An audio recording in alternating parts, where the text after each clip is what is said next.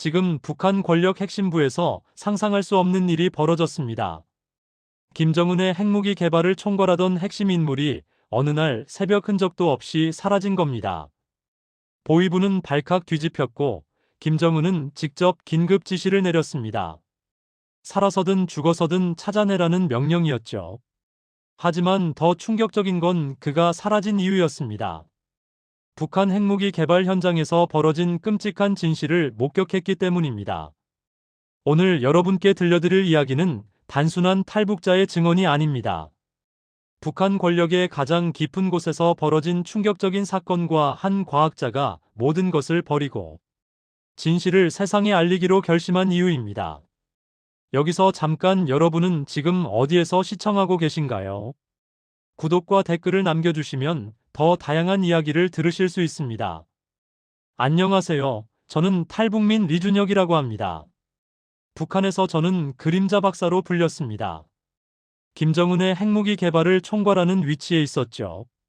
하지만 그 일이 벌어지기 전까지는 말입니다. 제가 북한 핵무기 설계 총책이 된 건 2015년이었습니다. 당시 저는 김일성 종합대학 물리학과를 수석으로 졸업한 뒤 국가과학원에서 일하고 있었죠. 어느 날 갑자기 보위부 요원 2명이 저를 찾아왔습니다. 검은 승용차를 타고 평양 외곽의 비밀시설로 향했을 때 저는 제 인생이 완전히 바뀔 거라는 걸 직감했습니다. 그곳은 제2자 연구학원 산하 특수연구소였습니다. 일반인은 물론이고 대부분의 고위 간부들조차 존재를 모르는 곳이었죠. 지하 3층으로 내려가자 거대한 연구실이 나타났습니다. 수십 명의 과학자들이 컴퓨터 앞에 앉아 복잡한 설계도를 들여다보고 있었어요.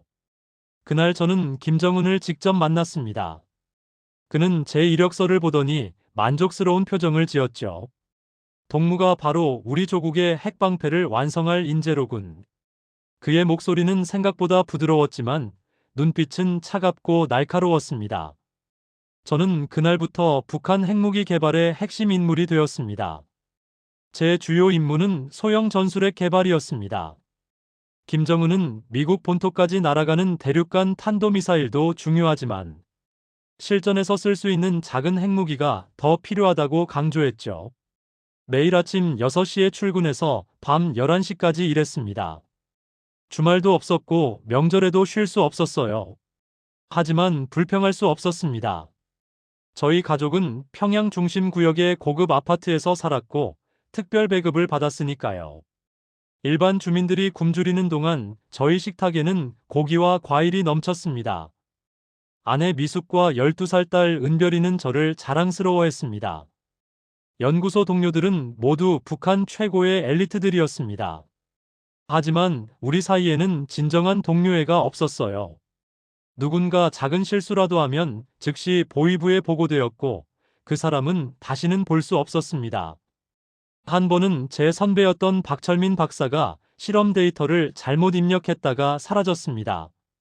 다음 날 그의 자리는 텅 비어 있었고 아무도 그에 대해 언급하지 않았죠.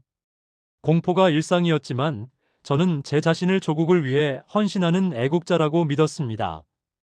김정은 동지께서 직접 신뢰하는 과학자라는 자부심도 있었고요. 하지만 그 모든 믿음이 산산조각 나는 데는 단 하루면 충분했습니다. 2020년 10월 어느 날이었습니다. 저는 평소처럼 연구소에서 소형 전술핵 설계도를 검토하고 있었어요. 그런데 데이터에서 심각한 오류를 발견했습니다. 핵분열 연쇄 반응을 제어하는 중성자 반사체의 두께 계산이 잘못되어 있었던 거죠. 이 오류가 수정되지 않으면 핵무기가 제대로 작동하지 않을 뿐만 아니라 최악의 경우 우리 연구소 자체가 날아갈 수도 있었습니다. 저는 즉시 상급자인 리명수 국장에게 보고했습니다. 하지만 그의 반응은 제가 예상했던 것과 완전히 달랐어요. 리준혁 동무, 이 문제는 이미 상부에 보고되었네. 김정은 동지께서는 다음 달 실험을 강행하라고 지시하셨어. 저는 귀를 의심했습니다. 실험을 강행하면 엄청난 사고가 날 수 있다고 말했죠. 하지만 리 국장은 차갑게 대답했습니다. 그건 동무가 걱정할 문제가 아니네. 동무는 명령대로만 하면 돼. 그날 밤 저는 잠을 이룰 수 없었습니다. 만약 실험이 실패하면 현장에 있던 수백 명의 과학자와 군인들이 방사능에 피폭될 것이 분명했어요. 며칠 뒤 더 충격적인 사실을 알게 되었습니다. 우연히 보이부 내부 문서를 보게 된 건데, 거기에는 지난 5년간 핵실험으로 인한 주민 피해 현황이 적혀 있었습니다. 함경북도 길주군 풍계리 인근 마을 주민 300여 명이 방사능 피폭으로 사망했고, 수천 명이 각종 질병에 시달리고 있다는 내용이었어요.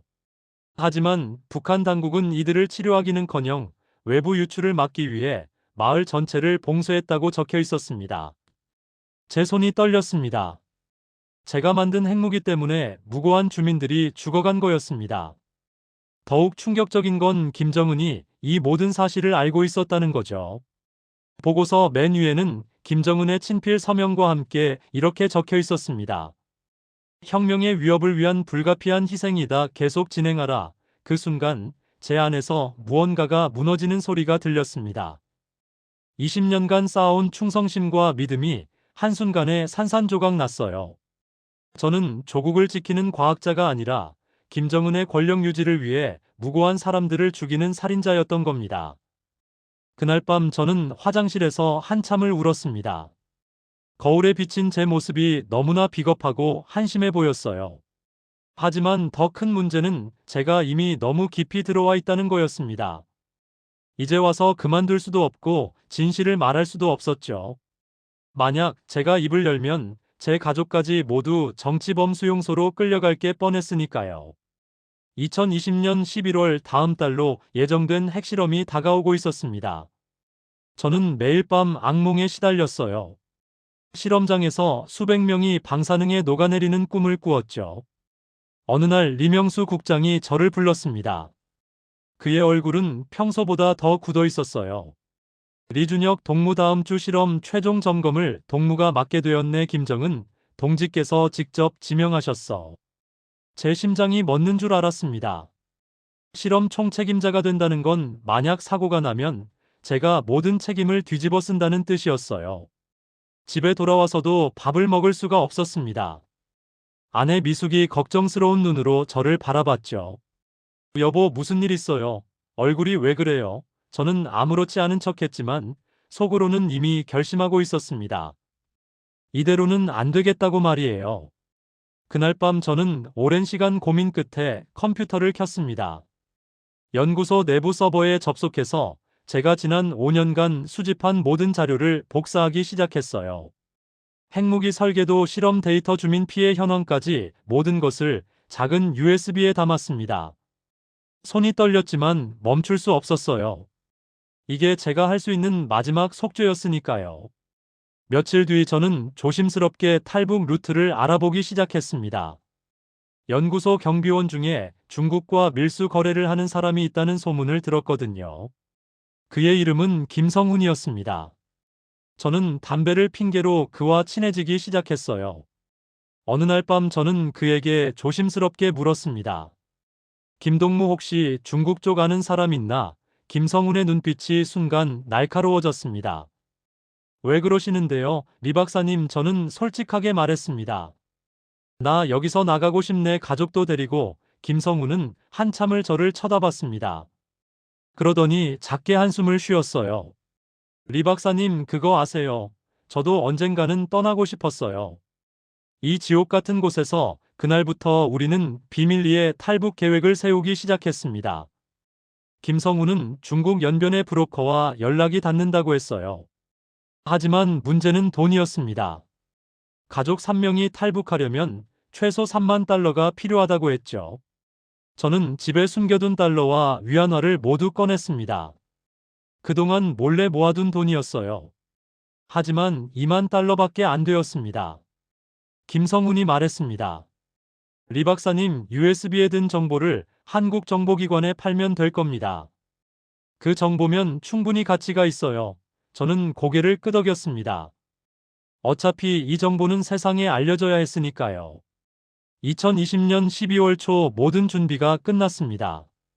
김성훈은 연변의 브로커와 최종 약속을 잡았고 저는 가족들에게 조심스럽게 말을 꺼냈어요. 하지만 어떻게 말해야 할지 막막했습니다. 딸 은별이는 아직 12살밖에 안 된 어린아이였고 아내는 평양에서의 안락한 생활에 익숙해져 있었으니까요. 2020년 12월 15일 새벽 3시 저희 가족은 조용히 집을 나섰습니다. 아내 미숙은 딸 은별이의 손을 꽉 잡고 있었고 저는 작은 배낭 하나만 메고 있었어요. 그 안에는 USB와 최소한의 옷까지 그리고 중국 돈이 전부였습니다. 김성훈이 연구소 뒷문에서 우리를 기다리고 있었습니다.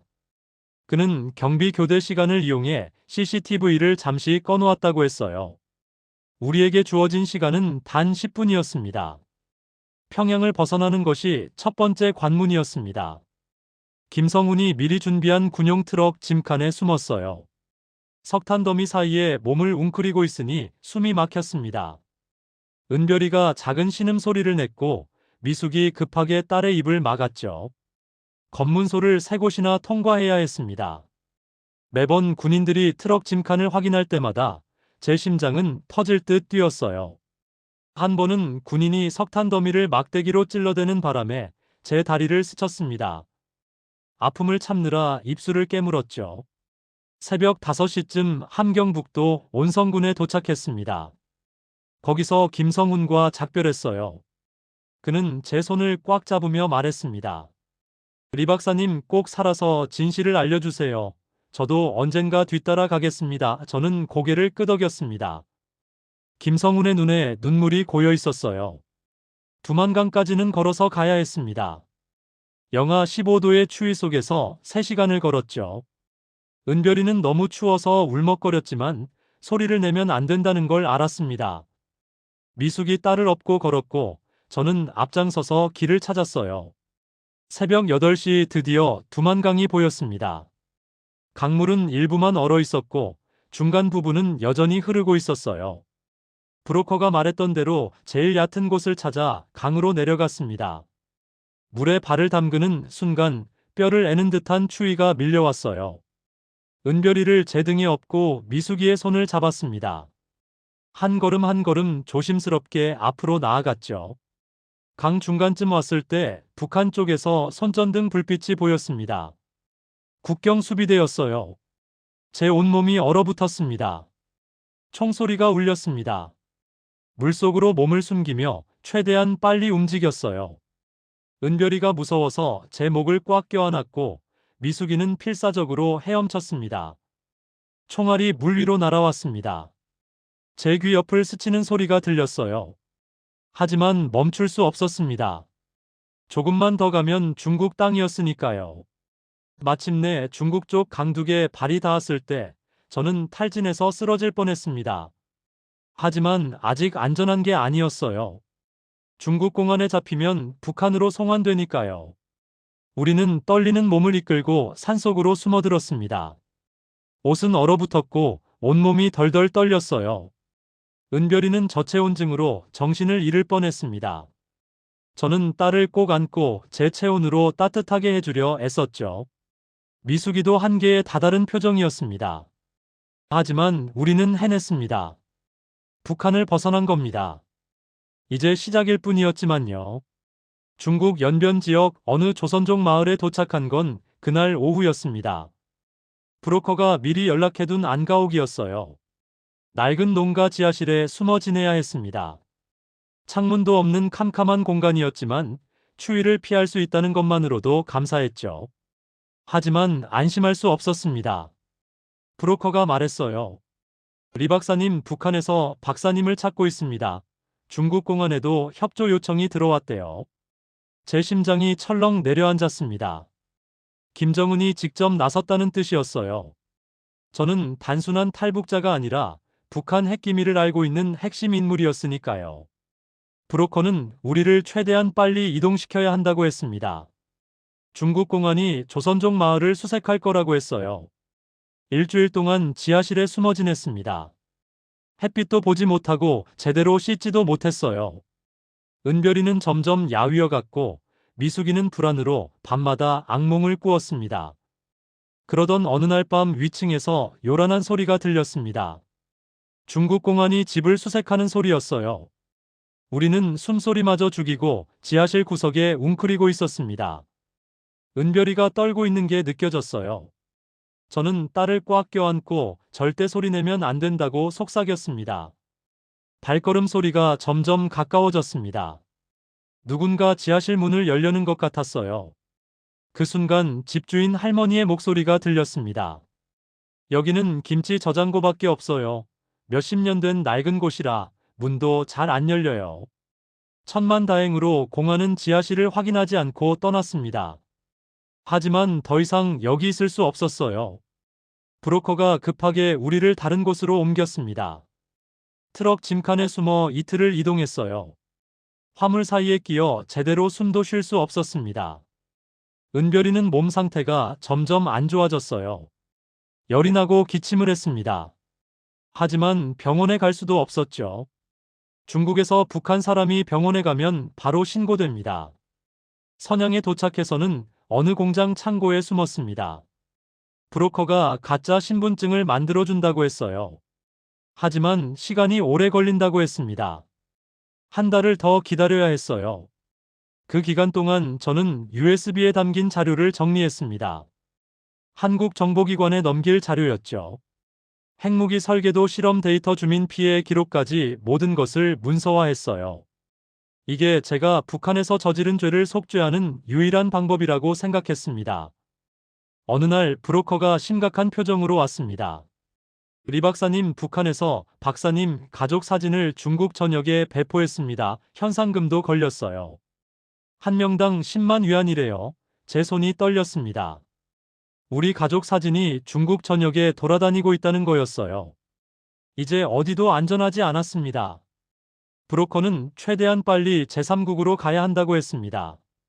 라오스를 거쳐 태국으로 가는 루트였어요. 하지만 그러려면 돈이 더 필요했습니다. 저는 브로커에게 USB를 보여줬습니다. 이 안에 북한 핵기밀이 들어있다고 말했죠. 한국 정보기관이 원하는 정보일 거라고요. 브로커의 눈빛이 변했습니다. 알겠습니다. 제가 한국 쪽에 연락해 보겠습니다. 며칠 뒤 한국 정보기관과 연락이 닿았습니다. 그들은 USB 내용을 확인한 뒤 즉시 우리 가족을 한국으로 데려가겠다고 했어요. 탈북 비용도 모두 지원하겠다고 약속했습니다. 하지만 여전히 위험했습니다.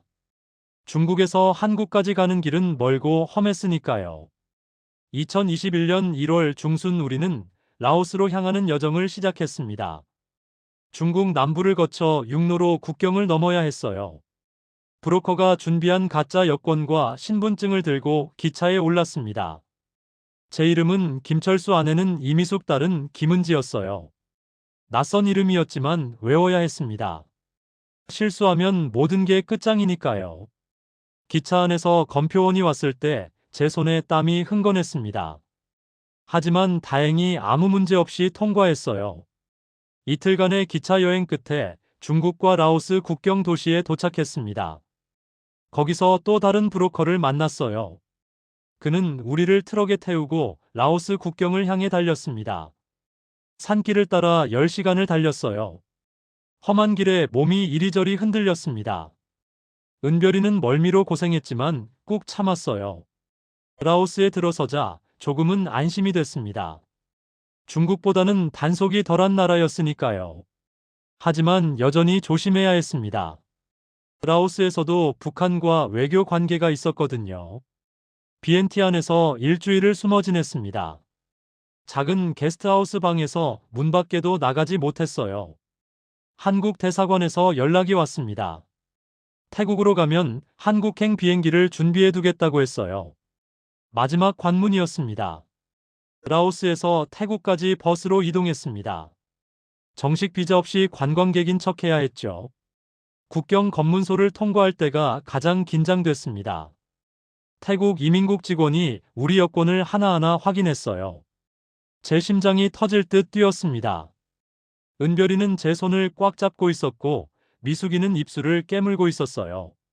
직원이 뭔가 수상하다는 표정을 지었습니다. 제 여권을 유심히 들여다보더니 동료를 불렀어요. 끝났다는 생각이 들었습니다. 하지만 그때 한국 대사관에서 미리 연락을 해둔 덕분인지 직원이 도장을 찍어줬습니다. 입국이 허가된 거였어요. 방콕에 도착한 건 2월 초였습니다. 한국 대사관 직원이 공항에서 우리를 맞아줬어요. 처음으로 한국어를 쓰는 사람을 만났습니다. 그 순간 눈물이 쏟아질 뻔했어요. 대사관에서 일주일간 머물렀습니다. 그동안 한국 정보기관에서 온 사람들이 저를 인터뷰했어요. USB에 담긴 자료를 확인하고 북한 핵 프로그램에 대해 상세히 물었습니다. 저는 제가 아는 모든 것을 말했습니다. 소형 전술핵 개발 과정, 김정은의 핵 전략, 그리고 무고한 주민들의 희생까지요. 인터뷰를 진행한 국정원 요원이 말했습니다. 박사님이 가져오신 정보는 매우 중요합니다. 대한민국 안보에 큰 도움이 될 겁니다. 하지만 저는 안보보다 더 중요한 게 있다고 말했어요. 북한 주민들의 고통을 세상에 알리는 것이라고요. 드디어 인천행 비행기에 오르는 날이 왔습니다. 2021년 2월 15일이었어요. 평생 잊을 수 없는 날입니다. 비행기가 이륙하는 순간 은별이가 창밖을 보며 말했습니다. 아빠, 우리 정말 자유로워진 거예요. 저는 고개를 끄덕였습니다. 그래, 은별아, 이제 우리는 자유야. 미숙이 제 손을 꽉 잡았습니다. 여보, 고마워요. 당신 덕분에 우리가 살았어요. 저는 아내를 바라봤습니다. 눈가에 눈물이 맺혀 있었어요. 저도 울고 싶었지만 참았습니다. 아직 한국 땅을 밟기 전이었으니까요. 인천공항에 내린 그날부터 2년이 흘렀습니다. 지금 저는 서울 외곽의 작은 아파트에서 새로운 삶을 살고 있어요. 매일 아침 눈을 뜰 때마다 이 모든 게 꿈이 아닌지 손을 꼬집어 봅니다. 국정원 조사를 마치고 하나원에서 석 달을 보낸 뒤 받은 이 집은 평양에서 살던 특권층 아파트보다 작지만 1000배는 더 따뜻합니다. 왜냐하면 여기서는 아무도 저를 감시하지 않거든요. 새벽에 화장실을 가도 누군가 뒤따라오지 않고 전화 통화를 해도 도청 걱정이 없습니다. 처음 마트에 갔을 때 충격을 받았어요. 북한에서는 특권층만 볼 수 있었던 초콜릿과 과일들이 산더미처럼 쌓여 있었고 아무나 살 수 있었거든요. 그날 저는 바나나 한 송이를 사서 1시간 동안 들고만 있었습니다. 이게 정말 제 거라는 게 믿어지지 않았어요. 지하철을 처음 탔을 때는 더 놀라웠습니다. 사람들이 스마트폰으로 대통령을 비판하는 기사를 읽고 있더군요. 북한이었다면 3대가 멸족당할 일이었습니다. 저는 옆 사람의 화면을 몰래 보다가 깨달았어요. 이게 진짜 자유구나 하고요. 현재 저는 대학교 연구소에서 일하고 있습니다. 북한에서 익힌 물리학 지식을 이제는 사람을 죽이는 무기가 아니라 암을 치료하는 의료기기 개발에 쓰고 있어요. 처음 출근한 날 동료가 제게 악수를 청하며 말했습니다. 박사님, 북한에서 오셨다면서요? 대단하십니다. 저는 그 순간 눈물이 났어요. 북한에서는 평생 숨겨야 했던 제 과거를 여기서는 존중해 주더군요. 주말마다 저는 탈북민 청년들에게 과학을 가르치는 봉사활동을 합니다. 그 아이들의 눈빛을 보면 과거의 제가 보여요. 진실을 알고 싶어 하지만 두려워하는 눈빛이요. 저는 그 아이들에게 말해줍니다. 여러분이 북한에서 배운 과학 지식 중 절반은 거짓이었어요. 하지만 여기서는 진짜 과학을 배울 수 있습니다. 가끔 밤에 악몽을 꿉니다. 평양 비밀 연구소로 다시 끌려가는 꿈이요. 하지만 깨어나면 창밖으로 서울의 불빛이 보이고 그제야 안심합니다. 제가 정말 자유로운 곳에 있다는 걸 확인하는 거죠. 2년 전 오늘 저는 두만강을 건넜습니다. 얼음장 같은 강물에 빠져 죽을 뻔했지만 기어코 건넜어요. 그때 제가 목숨 걸고 지킨 USB 안에는 북한 핵무기 설계도면이 담겨 있었습니다. 그 자료는 이미 국제사회에 전달됐고 북한의 핵개발 실태를 밝히는 데 기여했어요. 저는 이제 더 이상 그림자 박사가 아닙니다. 그저 자유로운 대한민국 국민 박진수일 뿐이에요. 매일 아침 출근길에 태극기를 보며 다짐합니다. 이 자유를 지키기 위해 제가 할 수 있는 모든 걸 하겠다고요. 북한에 아직 남아있는 동료들에게 전하고 싶습니다. 자유는 정말 존재합니다. 그리고 그 자유를 위해 목숨을 거는 것도 충분히 가치 있는 일입니다. 저는 그 살아있는 증거니까요.